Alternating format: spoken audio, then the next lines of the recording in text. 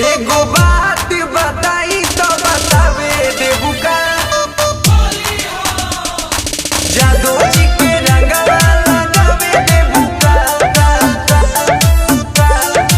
Music by Anga Gupta।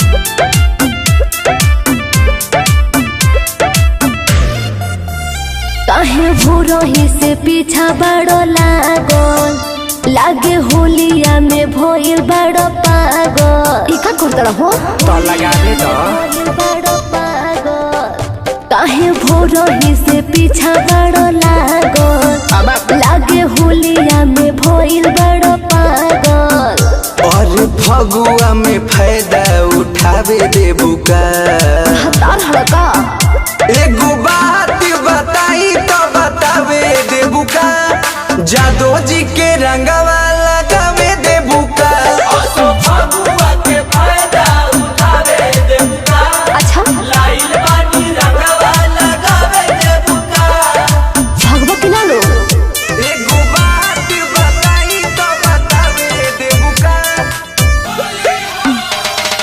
जादू जी के रंगवा लगावे देबू का।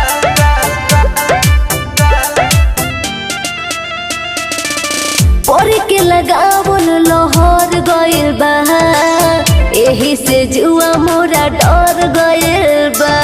भगवा के ना एक बार लगा दे दीजिए ना। डर गइल बा। होई ना हानि तू कर विश्वास हो सबका से तू ही तो लागेलू झकास हो। तोहर सुखल बा शरीरिया भिंगावे देबू का।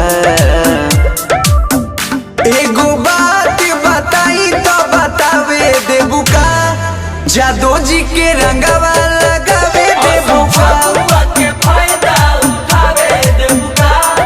लाइल बानी रंगवा लगावे देबू का। एगो बात बताई तो बतावे देबू का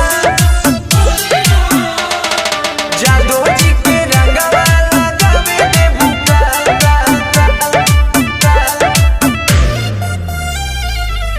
जिद मत करो कुछ हो जाए हानि हल चल गोलू अंगा पतिया के माने बात को बुझा करी ना लगैबे करो। के माने फगुआ के सीधे तू लूटल हार हो। अच्छा। माना करबू तो जाइम के कर दुआर हो। सटल चाहतानी पजरा सटावे देबू का। एगो बात बताई तो बतावे देबू का जादू जी के रंगवा